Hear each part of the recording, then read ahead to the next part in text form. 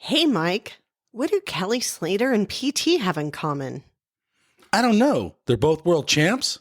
Nope, they both own Endless Summer box set. Oh my God, rad. You guys, you can get it too. The link's in the show notes.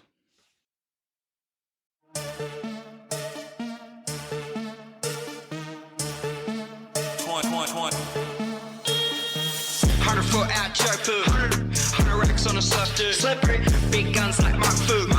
Trap jumping like a kangaroo. 100 foot out. Hey everybody, welcome to the QuiverCast, where we chat with surfers from all around the world, from all walks of life, and we get their story. Find us at www.thequivercast.com. I am Mike, your host. Let's get into the show. Hello, everyone. This is Mike here with the QuiverCast. I got a super rad special guest and super smart guy, Dr. Ty Roach. How are you doing, Ty? I'm doing great. No need for apology. Yeah, Mike, thanks for having me on the QuiverCast. Oh, thank you so much for doing this. I'm pretty stoked. Let's start off right off the bat. You being a doctor. Well, what do you do? You're a scientist. What kind of scientist are you? Yeah, I mean, I guess the first thing I should make clear for everyone is I'm not that kind of doctor. You know, I'm not an MD. Medical. Yeah, I'm not the type of person you want working on you as a human. But I think about human medicine sometimes, but that's not my expertise. So I have a PhD in cellular and molecular biology from San Diego State University. And I focus a lot on the role of bacteria and viruses in human health and in ecological health. You know, kind of the beneficial role of viruses, why we need viruses, why we need bacteria, and ways that we can use viruses and bacteria to improve the human condition and improve ecological health, specifically in coral reefs. How'd you get interested in that?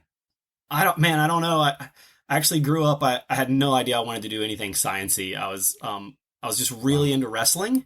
Wow. When I graduated high school, and I got recruited to North Carolina State University for wrestling. Wow. And I originally, I wanted to be an agriculture education teacher. I had this teacher in high school, Mr. Howell, and I basically just wanted to be Mr. Howell. I was like, I'm just going to go teach high school kids about plants. I don't know. That's what I want to do. But once I got to NC State, I found biology while I was there. And in particular, I found a medicinal plants lab that I was just really into, thinking about medicinal plants stuff. And and when I graduated, I decided, okay, I want to do something with this, but I want to stay close to the ocean.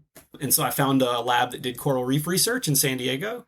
I figured that was, there was good surf in San Diego. Yeah. Doing coral reef research would keep me in the water. And so I made the move to kind of working on coral reef bacteria and coral reef viruses at that point.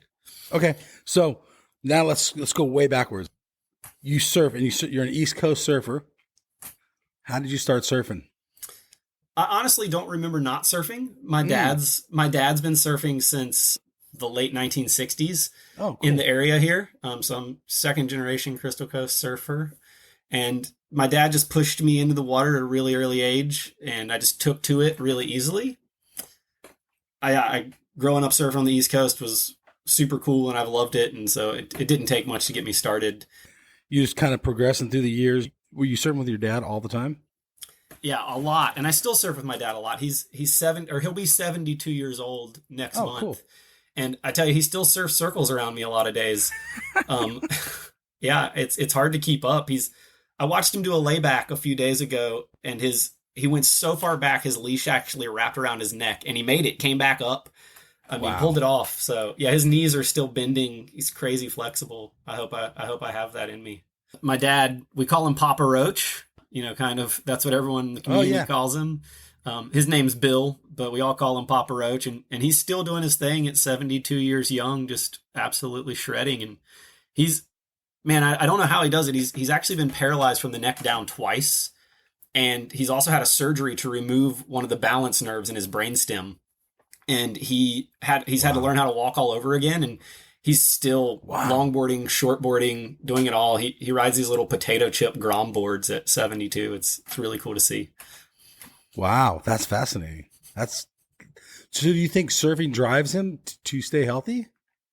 Oh, for sure. I hear all the time, you don't quit shredding because you get old. You get old because you quit shredding, right? Yeah. And I think he's just living proof of that if you have something to do, some sort of form of play that can really keep you, present and keep your mind and body healthy, I think it pushes you a long way. He's definitely a testament to that. Right on. You hold multiple titles, right, for the East Coast? Yeah, I won 4 East Coast surfing titles, 2 national championships on a longboard, and I've dabbled around in the ASP back in the day, and currently still kind of chasing some contest dreams, trying the WSL longboard qualifying series. So that's rad. Okay, how are the waves at your house? And how far away from the water are you? Yeah, so I live very near, kind of on the last part of the mainland. So for people who don't know how the East Coast of North America works, we don't have a lot of exposed mainland coastline to the ocean. We have these barrier islands all off the coast. And so I live in kind of the last town of the mainland, and it's just a quick boat ride or, take a car over some of the bridges to the closest island to me, maybe 10 minutes. Okay. And, the East Coast here, it's not the most consistent waves in the world, but when it gets good, it gets all time here, just like anywhere else. Yeah. I've had some of my best sessions ever here at home. I tell you, being able to take a boat out to some of these uninhabited barrier islands and surf all by yourself with just you and your boys it's something really special. You don't get everywhere in the world. As a kid growing up, I just took for granted that you have these barrier islands with these old growth forests, and some of them even have wild horses and things running around on the beach. And it was like, oh, that's everywhere, right? Right. And it wasn't until I left and came back home that you realize how cool it is right here on the East Coast. Wow. I didn't know that. How are the waves out there? It depends on what swell direction. Yeah, it's really seasonal. Yeah, we get a lot of wind swell to kind of keep you busy in the summer. Yeah. As far as I'm concerned, September is really the time of year that I look forward to being here most. There's times of the year that I don't love being here. In the middle of the winter, it's cold. We don't have a ton of swell that time of year. Yeah. But hurricane season, all the tourists have gone home. You got the beaches to yourself, and you're just getting tons of swell pretty consistently from tropical activity. And that time of year, I'd rather be on the East Coast than pretty much anywhere in the world. Wow. So the waves are good. Basically, you're saying the waves are good, and they get good. They get good.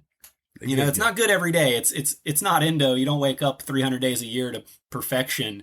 Yeah. We surf a lot of wind slop, and I think you got to be able to connect the dots on the East Coast. It's not these long, clean lines every day, but if you're willing to go out in conditions where you got to kind of be creative and, like I said, connect the dots on sections and things, you can still surf most days of the year and have a good time.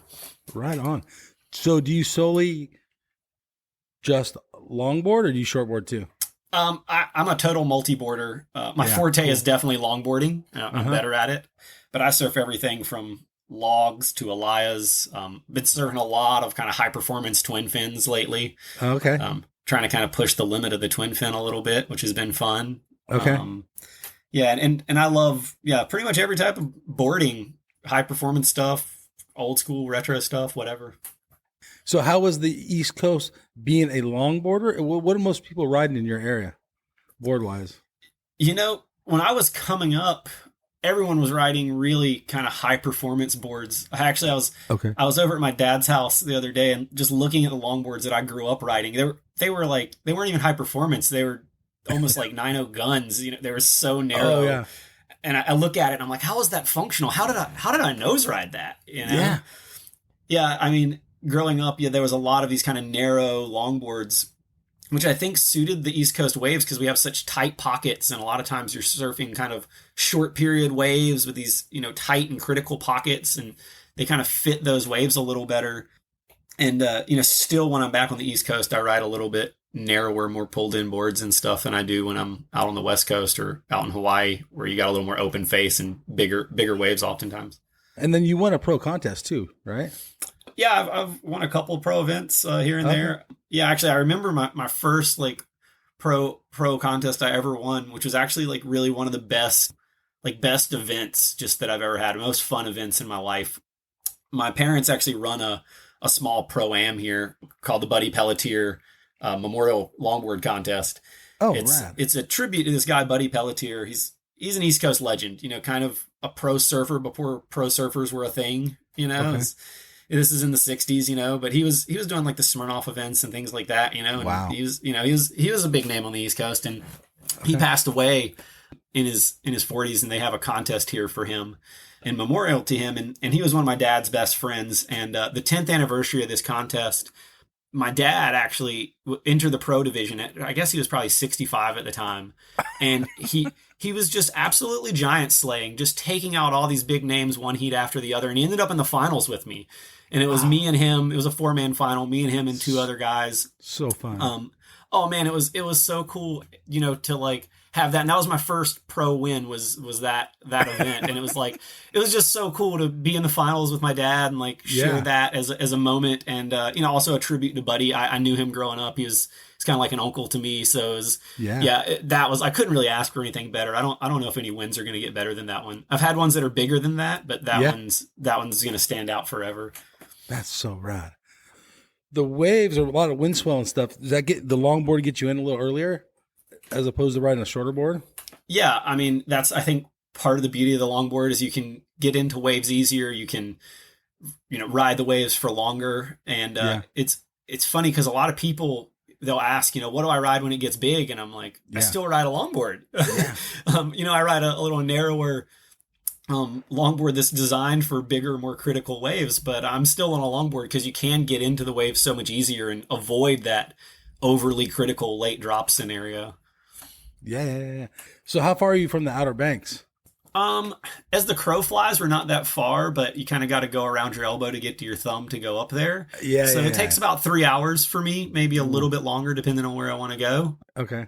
But like I said, we're really not that far away distance wise. Yeah. But otherwise you have to have a boat or what, like some other... Yeah, you got to take a ferry or you can drive around. Yeah, and you actually have to really take kind of multiple ferries. You got to go from Cedar Island to Ocracoke, then from Ocracoke up to Hatteras and up that direction. So. Wow. How are the waves compared to your house compared to the Outer Banks? Are they similar, or are they Outer Banks get more swell?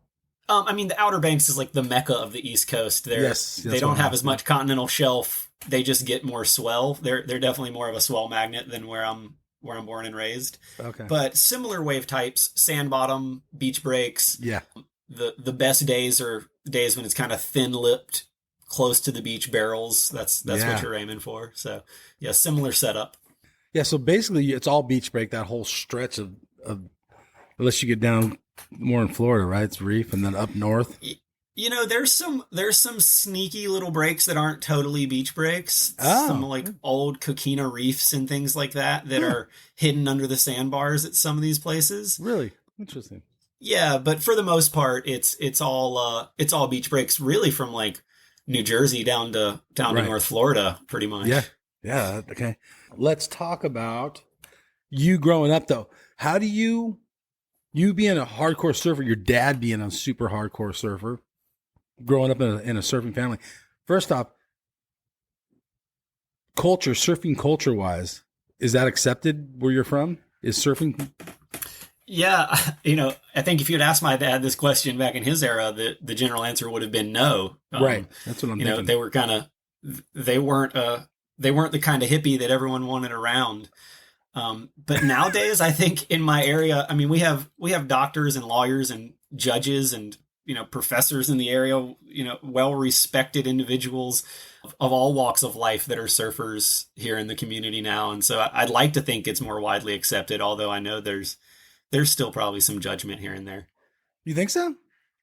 Yeah, I mean, I kind of know so. I'll be on the pier and I see these fishermen like trying to throw weights at the surfers to, get them off the pylons. They're crowding out my fish, whatever, and it's like, so yeah, I know that there's still some judgment and some tension between the surfers and the other communities, but I think by and large, surfers are a respected group of people in the community here. I think they do a lot of good for the community here. So you're also like deep South, really, right? North Carolina. Yeah, I think you would call us deep South. The Carolinas are, we're that part of the country for sure. So also not really known for surfing. No, the East Coast, despite having more world champions than just about anywhere. I mean, Florida is the epicenter for producing world champs. And it's still so funny to me how many people say, oh, how'd you learn to surf on the East Coast? It's like, there's an ocean over there too, Right. Yeah, that it is a kind of a trippy thing, especially with people like Kelly and the Hobgoods. And when you're competing as a child, north and south of you, how was that in the ESA or whatever you were surfing? Yeah, I surfed ESA growing up, and did all the East Coast, a lot of the East Coast pro contests, coming up through the ranks. And Yeah. yeah, actually, that was what really made, to me, the surfing on the East Coast. And it's a little bit like this when you do contests up and down the West Coast. It's, there's different vibes in every little city and every little Of town, course. but Yeah. but you really feel it going from somewhere, like you said, like the deep South up to the Northeast. It's so different, but also so similar because you do still have those East Coast vibes, and everyone's kind of grown up on that similar kind of surf stoke and surf style. I always thought it was so cool that you could go, especially when you get far north, a very short distance, and you're a whole other state, and you do get kind of some more culture and some new perspective as you move through those different states and stuff. So that was really cool, getting a lot of that. When you come and visit Hawaii or you come and visit California, how different is it? It's got to be different, I'm guessing. Yeah, it's super different, but surfing's also kind of the same everywhere. That's the bond or the difference. Yeah, I mean, the one thing that I can say about at least Southern California is it's a whole different, and the South Shore of Oahu, the notion of crowded is a whole different thing than where I'm from. I lived 6 years in San Diego, and you start to realize, man, there's a whole lot of people that surf out there. There's a lot. Yeah, there's too many, maybe even. Yeah. I mean, I think that's true. There's maybe too many people in San Diego for me. That's part of the reason. When I left there, I had two requirements. I wanted warmer water and less people. Right. Yeah. And I think I got both of them when I lived in Hawaii. So, what's the average water temperature in your neck of the woods? I think actually the average water temperature is probably somewhere around like 70, I would guess. But right. We have one of the largest annual swings in water temperature of anywhere in the world right off the coast here. So we'll go from literally freezing on the inshore waters sometimes. I mean, you'll see slush, around some pylons and stuff in the inshore waters, all the way up to low 80s in the summertime, right? So that you're talking like almost a 50-degree swing over the course of a year. Yeah, it's not like the West Coast where you have much more stable water temperatures because the water is so much deeper off the coast on the West Coast. It keeps it so much more stable. But that continental shelf here really makes the water temperatures track the air temperatures more. Yeah, because, the West Coast, or let's just say Southern California, it varies maybe 15 degrees all year long, one way or the other. Almost nothing relative to here. And we have these huge swings. So you got to have every type of wetsuit if you want to live in North Carolina and surf. You got to have a short sleeve full, a spring suit, a full suit, a 4-3, maybe even a 5 something. You really got to be prepared to live on this side. So in the summer, it's probably approaching 80 degrees, I'm guessing, right? Water temp? Yeah, it's very warm in the summer. What's the coldest it gets? Does it get in the 40s? Yeah, it will get in the 40s some year. Yeah, like I said, I've seen slush around the pylons in the sound system, so you're getting in the 30s, I guess, at that point. Wow. And the air can get really, really cold here too. So it's definitely cold in the winter times. It gets pretty brutal. I try to skip the winters at this point in my life. Okay, is that the game plan, life plan? Yeah, actually, I lived in San Diego for 6 years, and then I lived in Hawaii for 4 years, and I just moved back to North Carolina almost exactly a year ago. And we've been using this as kind of a home base, but been traveling a ton. Actually, I think I've been to about 19 countries this year, 4 different continents. So we've been traveling a ton out of here, and try to skip kind of late December, January, February. You see, it's too cold. Okay, so let's talk about your surfing. We got the background, and anything else about the East Coast that we're missing here? No, I mean, I think I already kind of touched on it. The barrier islands are a lot of fun. Yeah. Being able to boat hop and surf with no crowd and some pretty beautiful locales. Like I said, those thin-lipped, close to the beach barrels. I kind of want to try that. That sounds so fun. Okay, so then as a kid, you're doing an amateur contest. You're surfing up and down the East Coast. And then you're getting older, and now you're in school, right? You're in high school, and you're getting good grades? Not really. High school is not my time to shine. No. Really? Nah, man, in high school, all I really cared about was wrestling and girls for the most part. That was all that was Really? on my mind. And, I just wanted to like have friends and have fun. And yeah, I almost failed a lot of classes in high school. They had to whip me back into shape and get my attention in a lot of classes. Wow. You want to talk about that or no? Not really. No, I mean, yeah, it wasn't anything bad or traumatic, It was just like a lot of wake up calls when your teacher's like, hey, if you don't do these things, we are going to fail you, and Wow. we don't care if you wrestle and if you have these things that you want to do with your life. If you don't turn in this assignment, you're going to fail. So I wouldn't even see that. I would think you're a Yeah. straight A student. So man, it's funny. So I actually, when I went to college, my first semester was just really easy. I was taking Which is North all these- Carolina, right? North Carolina State University is where I went. Yeah, so Raleigh, North Carolina. It's the capital. Which is inland. Yeah, it's like at that point it was really like 3.5 hours inland because we didn't have all the bypasses down to the coast. So it was a good ways away. Yeah. Yeah, and I got up there and I was just really kind of forced to focus on wrestling and academics at the time. And that first semester, I just took all these like easy general ed classes.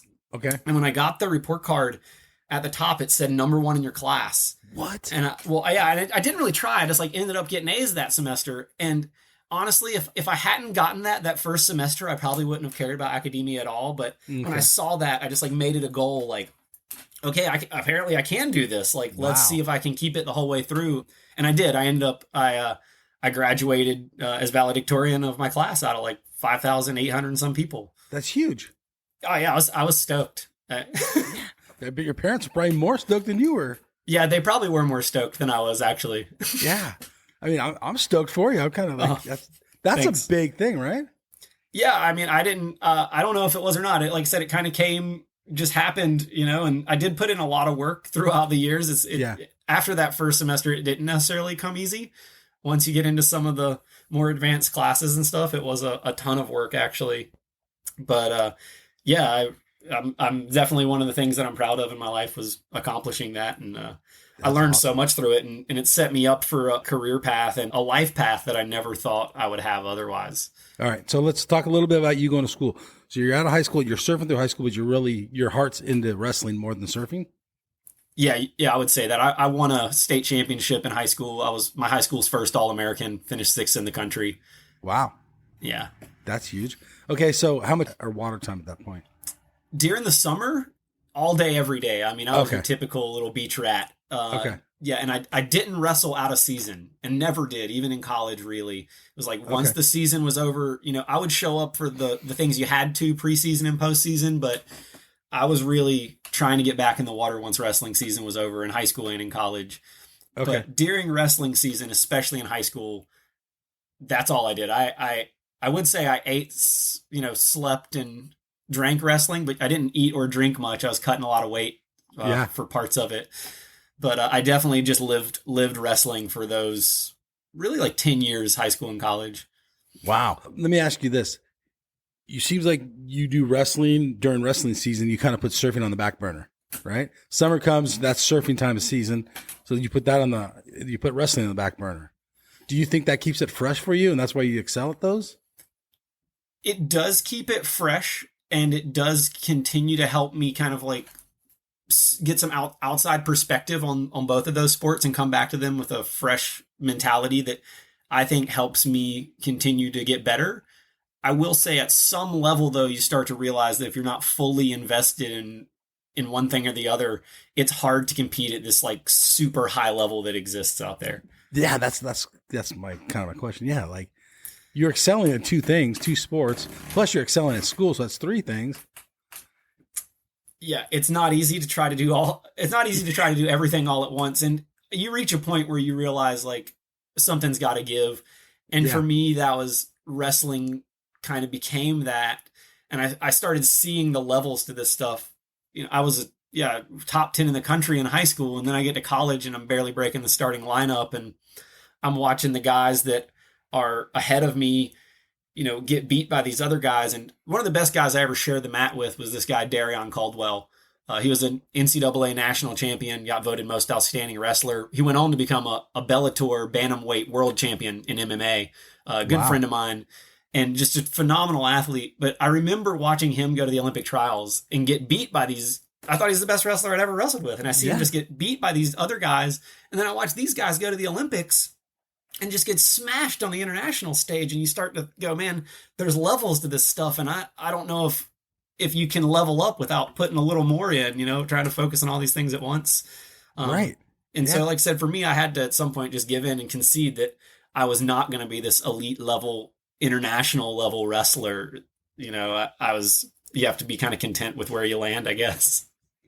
Do you think that's because, I mean, I don't know how to ask this, but could you have put more, I do think more that in if I had try put to more excel? yeah, I think that was, I guess, what I was getting at is that I do think I could have been better if I had more time and more energy to put towards that, but you just can't put all your energy into multiple things all the time. Right. And so, like I said, and that's part where you just have to choose at some point. You have to say, what's more important to me? Where are my priorities? And at that point in my life, making good grades and surfing at a higher level were the things that I picked and finally made priorities at some point. As in wrestling, the guys that are doing excelling, do you see the same things in surfing? The guys that were putting in 6 hours of surf sessions. Yes, but then surfing has these intangibles that somehow work doesn't always correlate to results in surfing. It does. I mean, you see the guys that really put in the work and are really focused and they do excel. But then there's always this kind of stochastic random variable that comes in that's just the surf. Do you get the waves, and we've seen it time and time again that some people can pull off the heroics and seem to be in tune with the ocean, and other people do not seem to have that knack for magically summoning a set at the last seconds of a heat. And so I do think that, the harder you work in surfing, the more you can excel and the higher levels you can reach. But there is something about surfing that you just have to be in tune with nature and have the water knowledge to find those waves that you need. Was your dad and mom stoked on you wrestling? Dad was super stoked. Mom was also super stoked, even though I think she was almost a little sad. Me and my mom's thing was Taekwondo. We did Taekwondo together for a long time. My mom's a black belt. Wow. And I think she would have, that was our thing. And when I started wrestling, I kind of got out of the kickboxing and Taekwondo world a little more to get into the grappling.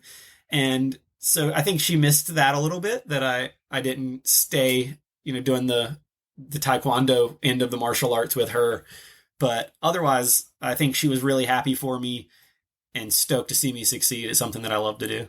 Right. But it was still like, it's almost, all that together is fighting, or I don't know, It's martial arts. Martial arts, yeah.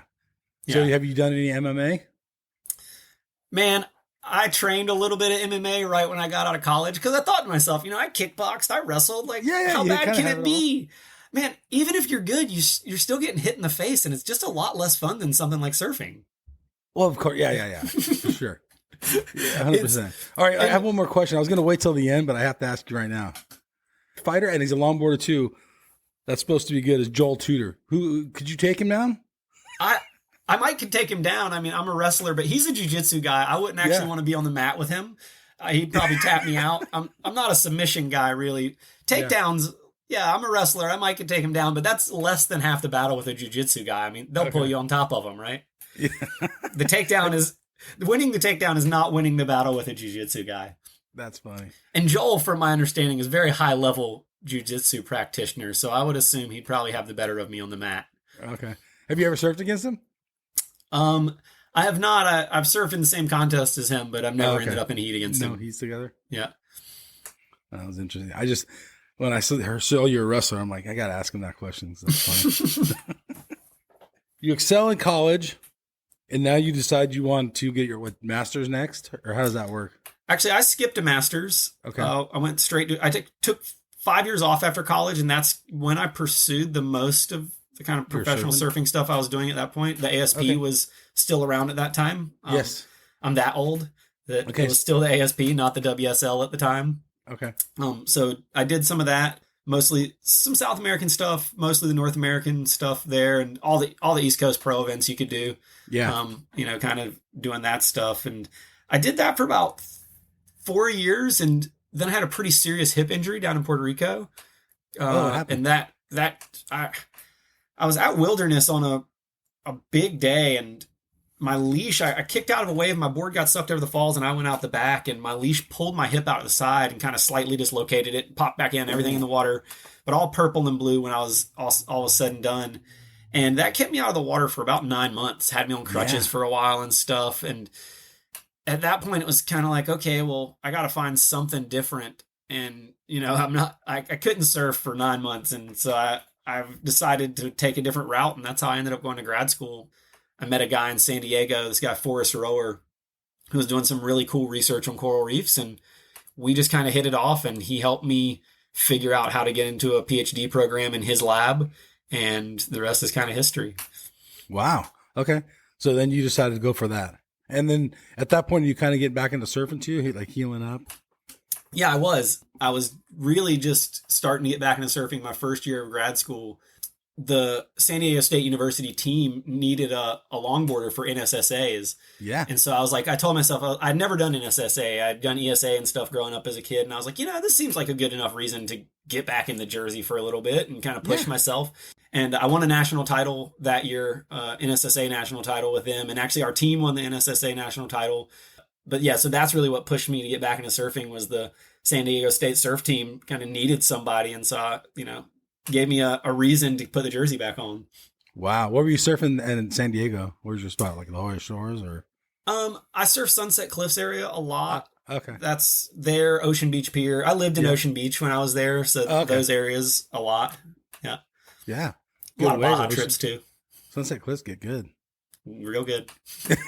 Don't tell anyone. Oh, I think everyone knows already. Did you have trouble getting in the lineup there? How were you treated out in Sunset Cliffs? Sunset Cliffs is a bit of a weird spot when you break in the lineup. No one's barking you out of the water. No one's telling you it's time to leave or anything, but it's not the most welcoming vibes you've ever had. Especially the further south you go on the cliffs. Yeah. There's definitely some stink eyes here and there when you first paddle out on your longboard. I will say that in general, that area for me was nowhere near as welcoming as surfing somewhere like Hawaii. Hawaii, if you can surf and you're respectful, people tend to just show the respect back. And if you're showing up day after day, putting in the hours, you'll make friends and you'll be sharing waves with people in no time, as long as you're respectful. Whereas San Diego, it's like, you never really feel like a local. You never really feel that welcoming, inviting vibe out in the lineup. Even after you get to know people, there's still like a little bit of this vibe down there. Like, longboarders, what are you doing? Yeah. Was it because you're riding a longboard, you think? Or is it just because you didn't grow up there? Maybe a little of both, right? Uh-huh. I don't think the longboard ever helps. And I'm pretty conspicuous. I got long hair. Especially if you're good at it. Yeah, that's what I mean. If you're surfing well, you're on a longboard, long-haired guy, you haven't seen him before. I stick out in the lineup. It's hard to blend in. Because you guys have the advantage. And I longboard too sometimes, but yeah, longboards definitely have the advantage. Yeah, and I try to take that into consideration, and know my place in the lineup a little bit. Try not to be a wave hog. Look over your shoulder and see if there's some people inside that need a wave, and make sure they get them, Oh, cool. What other boards do you ride in there? I ride literally everything. I was riding fishes while I was there. I went through a heavy quad stage. I grew up riding like high performance thrusters. I never had a quad. Well, thrusters and twin fins as a kid, and single fins on the longboards, but thrusters and twin fins on the shortboard. And when I first moved to San Diego, I went through a heavy quad phase where just riding tons of quad fishes, and they performed so well on those kind of open long lines down at the cliffs. So that was a big phase for me of the quads then. Well, who are you getting your boards from? I get my boards from Bobby Webb. He's a shaper out in North Carolina. Okay. I've known Bobby since I was a little kid. Got my first surfboard ever from him. Oh, cool. And we've been working together since I was really young, pretty closely. I've been getting custom boards from him since I was probably 12 years old. Okay. And we have a whole Roach Designs line now together. Yeah. So his label is Action Surfboards, and we've done a line called the Roach Designs. We have, I think, 3 or 4 models at this point. A couple of twin fins, a log, and a high-performance longboard. Kind of working on some new log stuff right now.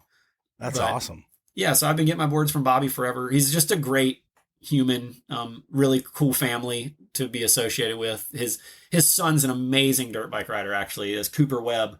He's yes, Oh. multiple time world champion dirt bike rider. Really? Interesting. Yeah. Cool. So like I said, just a really cool family to know and be able to kind of be a part of at some level. Growing up with Bobby and his wife and them, really cool people. That's awesome. Did you have to tweak the design a little bit from East Coast to West Coast? Yeah, so my performance board worked pretty well everywhere, but when I got to the West Coast, the nose riding, it was clear that I could improve on the nose riding capabilities of Really? the high performance longboards.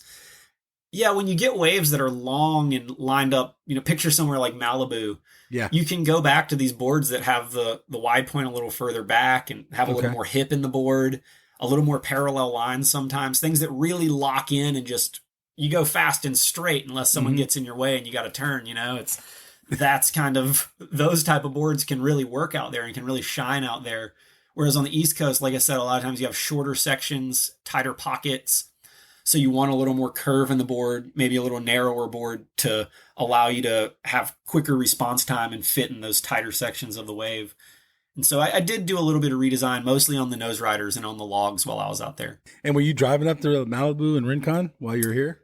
I drove up, a couple times all the way up to the Oregon coast. Oh, how was that? Oh, it was amazing. Absolutely just one of the most gorgeous drives you could ever imagine, right? Yeah, I've done it several times. Where'd you surf at up there?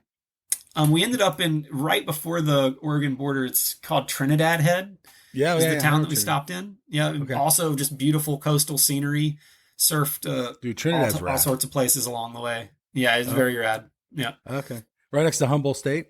Yep. Yeah, and actually the most memorable surf session of that whole trip was Point Arenas, little tiny town. I surfed all by myself, just these long, glassy longboard lines, and they had a shower on the pier. You can pay like 25 cents for 5 minutes for a hot shower. And it was so cold. Really? I got in that shower on the pier. It was amazing. And no one on the water with you? There was one guy down on another peak, but not even a factor in my session. Okay. So did that remind you of being on the islands on the East Coast? Because no one's, it's vacant up there. Yeah, it did in the sense that it wasn't crowded, but the coastline is so different. It's so much more dramatic on the West Coast. The cliffs and the way the kelp and everything is, and even just the way the water looks, that kind of cold, darker water, Yeah, so in some sense, like I said, the crowd reminded me of the East Coast, but the ambiance definitely felt West Coast. Completely different. And then what about like the sea life and stuff on the Northern California coast? Oh, amazing. I mean, did it get in your head forests, like sketchy? Oh no, I love it. Okay. I just embrace it. Kelp forests are just so beautiful and majestic to me. If they weren't so cold, I would probably work on them, maybe even instead of coral reefs. Okay. Because they are just, they're, for anyone who's never dove in a kelp forest, it's a literal forest of kelp. These things are huge and they support massive amounts of highly diverse, life forms. You got sharks and seals and sea lions and crazy fish that I didn't know existed, octopus and everything all around. And I could definitely see myself working and being in those systems and really enjoying myself. Now you get your doctorate in San Diego State? Yep. I got my doctorate at San Diego State University in a collaboration with UCSD out there. Okay. So I have actually a joint doctorate from both of those schools in cell and molecular biology. Okay. So you want to talk about that? Like, what does that mean? Yeah. In layman's terms. Yeah. So the kind of long and short elevator pitch version of what I did my PhD on was I looked at the ways that bacteria and viruses are involved in mediating the health of a system. And any system, whether we're looking at humans or at corals or anything, all these systems have to have bacteria and viruses in order to live in a healthy way, right? We as humans have thought a lot about that in the human gut. You have to have a healthy, what they call a microbiome in your gut, right? You've got to have good bacteria in your tummy that do certain functions that allow you to be healthy. You also have viruses in there that are infecting you and those bacteria that are normal and necessary in order to develop and function as a human. And so I looked specifically at the way that viruses and bacteria were involved in making coral healthy. And I went on to work in Hawaii on basically developing ways to make probiotics for corals. Okay. So, just like you have probiotics for humans, you eat something like yogurt, it gives you good bacteria that allows you to stay healthy. We were finding bacteria that we get put onto corals, which would allow them to withstand more heat stress. So that was kind of one of the big places that we've been pushing our work, is how to engineer the microbiome of humans and corals and whatever you want to engineer into a healthy state. And one of the things we've been thinking a lot about is this thing called phage therapy. Have you ever heard of phage therapy, Mike? I have not. So a phage is a virus that will only infect and kill a bacteria. Okay. So these are bacterial viruses. We can use these viruses to very specifically target and kill certain types of bacteria. And so these are really handy if you have something like a antibiotic resistant bacteria that you can't kill with an antibiotic. Now we can use these bacterial viruses to go in and kill that bacteria. Okay. And what's really cool about these is, unlike an antibiotic, which kills all the bacteria, and now you kind of start from scratch, maybe you get good ones back, maybe you get bad ones back. We can go in and just kill super specific strains of bacteria with these phage, and now you are restoring this healthy microbiome. And so the idea is that we can use a combination of probiotic bacteria and these phage therapies to engineer healthy microbiomes for whatever we want to engineer them for, humans, corals, etc. All right. So what's the state of coral reefs in general?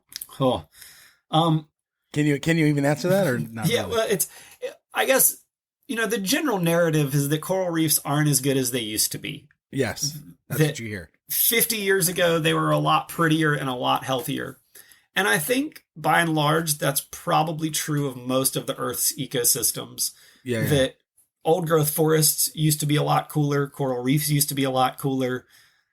But it's not like reefs are totally dead. I don't think reefs are dying or going extinct anytime soon. Oh, okay. I think we do, as humans, need to be very conscious about the way that we impact our environment, or at some point, these ecosystems like coral reefs and old growth forests will not exist in a way that's very pretty or very sustainable.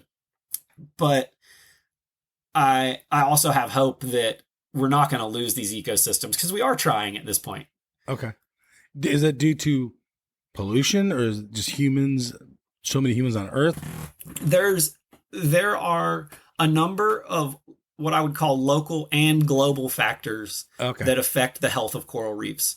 So locally, the number of humans is a huge predictor of how well a reef will do. Typically, the more humans, the less well the reef is doing. Yeah, of course. And so things like local land use practices, local fishing practices, local boating practices, the amount of fishing pressure and the amount of nutrient input on a reef locally, those will determine how well a reef does. But then globally, we have things like ocean temperature rise and sea level rise, and all of those are also having negative impacts on coral reefs.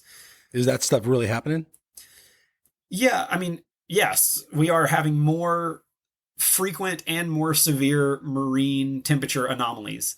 Okay. And so what I mean by that is we have these like hot weather events that occur more frequently. Okay. And those are really big global threats to corals. So if I have a marine heat wave come through and if that makes the water really hot for an extended period of time, that can cause this phenomenon known as coral bleaching. Yes. And so if you've heard of coral bleaching, a lot of people have heard of it. So what it is corals actually have this little algae that lives inside their cells.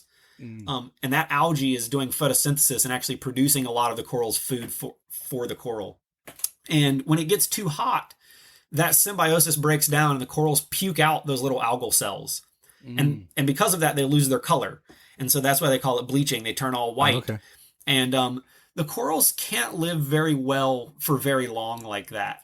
And so if it gets too hot and that coral algal symbiosis breaks down, for an extended period of time, you have mass coral death that can occur across reefs.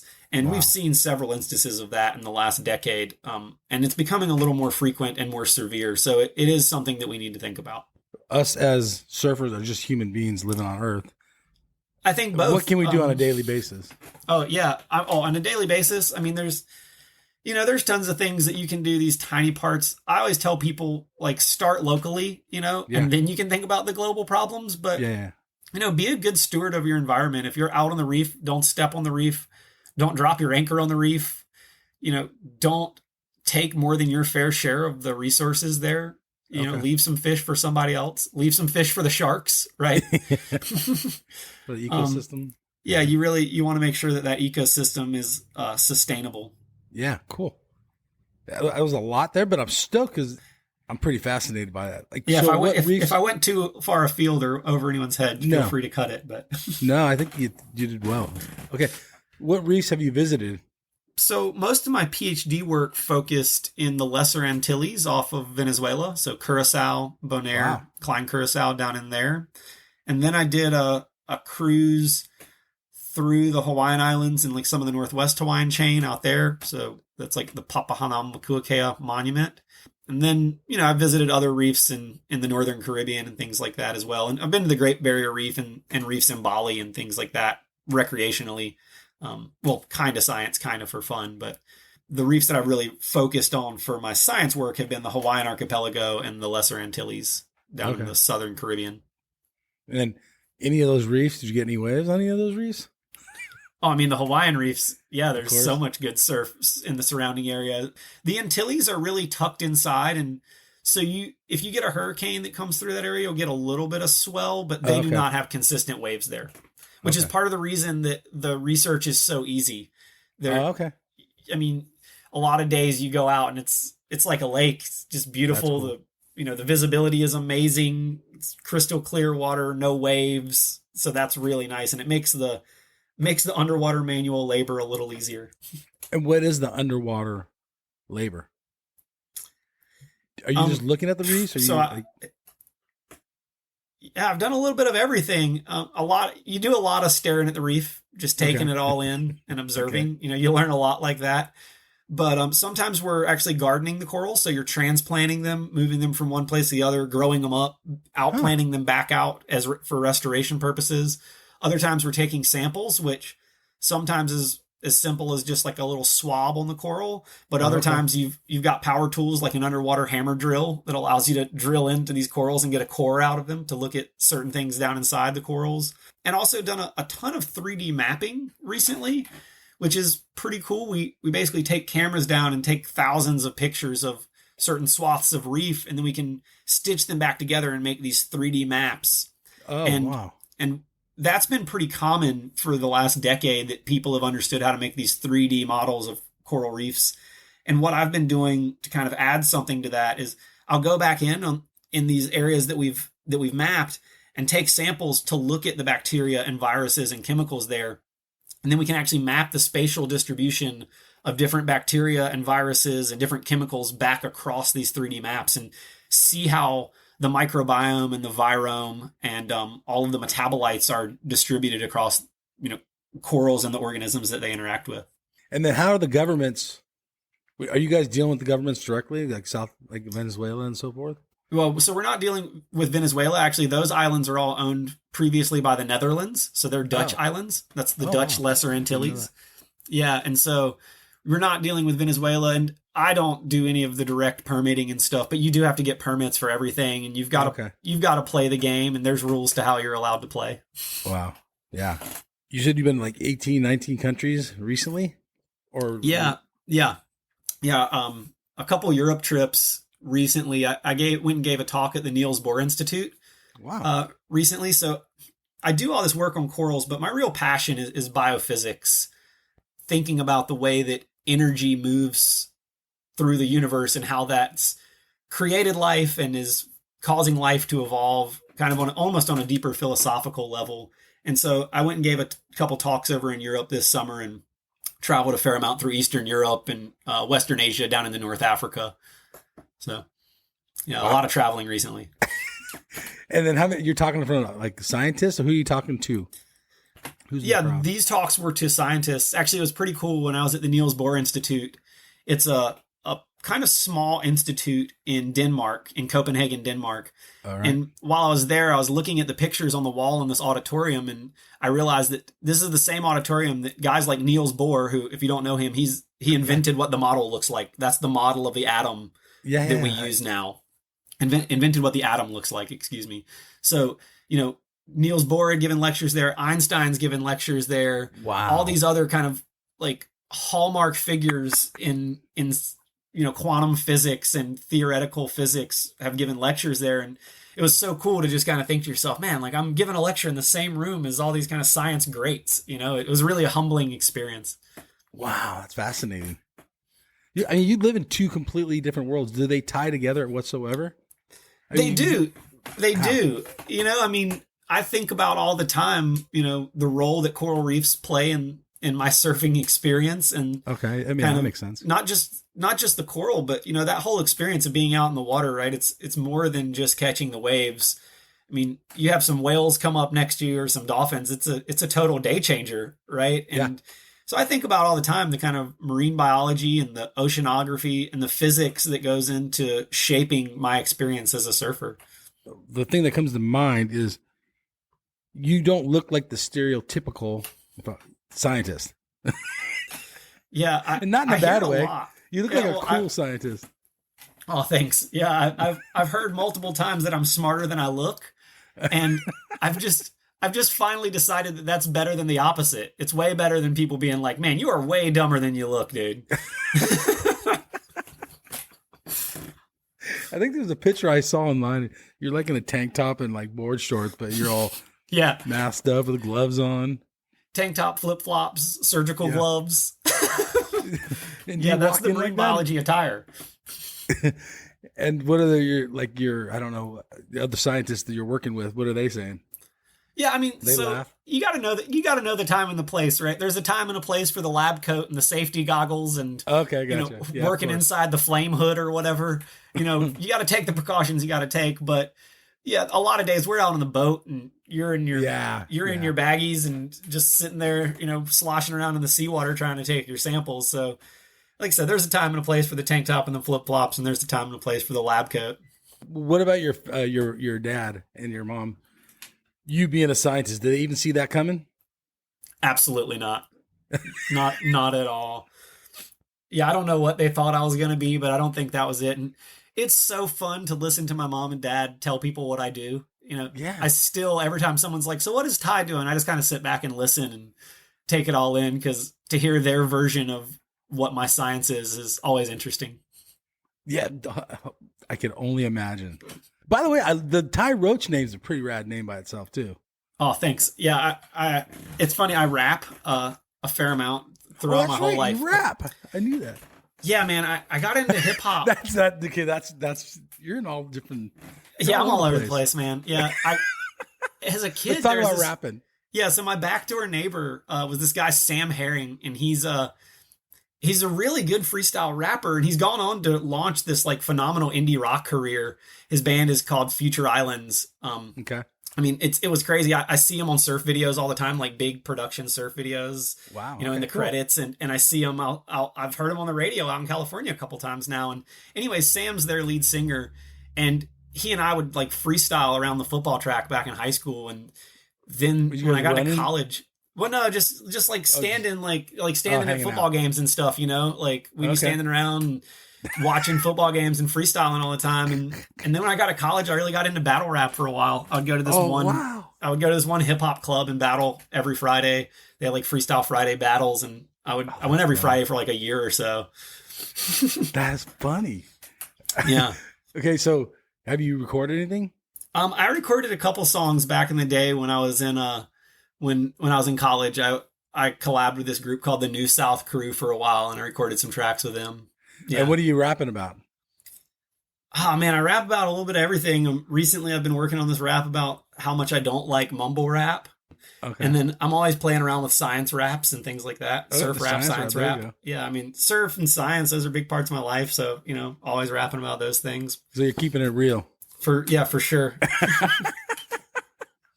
Dude, that's fascinating. You ever play any gigs or anything? No, actually, even though I'm kind of like, I got a buddy who's a really good beatboxer, and I want to start kind of messing around with him and maybe doing a show here and there, and trying to record some stuff for sure. That'd be so fun. You can do an East Coast, West Coast tour. Yeah.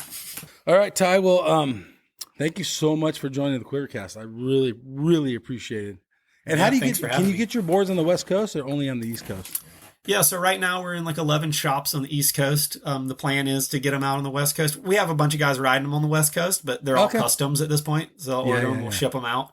Yeah, I got a fair amount of guys that have actually been riding the boards for, I don't know, 5 or 6 years now. Pretty committed to those boards. Yeah. Yeah, not in any shops on the West Coast right now, just on the East Coast. But so I guess if anyone's listening and wants a board in their shop, let me know. Yeah, cool. And then we'll post your Instagram, your handle on there on the show notes. All right, Ty, Dr. Ty Roach. I really, really appreciate you coming on the QuiverCast. Yeah, Mike, thanks so much for having me. It was a good time. All right, everybody, this is Mike and Dr. Ty Roach, and we're out of here. Thank you, Ty. Thank you. Peace. 100 foot out, choke food. 100 racks on a surf, dude. Slippery, big guns like Mark Food. Trap jumping like a kangaroo. 100 foot out, choke food. 100 racks on a surf, dude. Slippery, big guns like Mark Food. Trap jumping like a kangaroo. You know we don't fuck with no kooks. Your boo on my didgeridoo. They calling me dude, I'm stacking the loot. I'm ripping your chick in the coop. She grabbing a hold of my leggy. They jelly, they give you my weddy. The fridge of Giuseppe, the chain is so heavy, she thinks that I'm charging the Eddie. 100 foot out, choke food. 100 racks on a surf, dude. Slippery, big guns like Mark Food. Trap jumping like a kangaroo. 100 foot out, choke food. 100 racks on a surf, dude. Slippery, big guns like Mark Food. Trap jumping like a kangaroo. Surf trap, I'm stacking that money. Cash. 4 shorts, a red Ferrari. He starts to calling me Dundee. Diamonds a surfing McFlurry. She want me to teach her to surf. Splash. I'm pulling up, ripping the verse. I'm leaving these kooks in the hearse. They get moved 100 foot on their head, they get work. 100 foot out, choke food. 100 racks on a surf, dude. Slippery, big guns like Mark Food. Trap jumping like a kangaroo.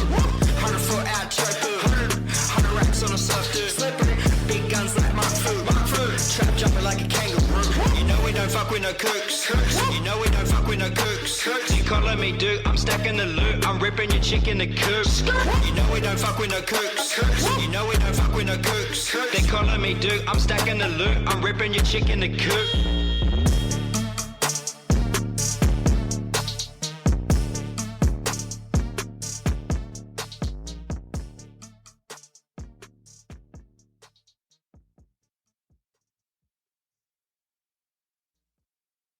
Hey, you guys, Endless Summer box set. This thing is legit. It's authentic, numbered certificate in it. It has a 5-frame film strip from the original print. You will literally own a piece of history. It has a specially minted bronze medallion. Dude, that thing's sick. Okay, there's so much more here. Go to the show notes. There's a link on there. Go check this piece of history out. This thing's rad. Seriously.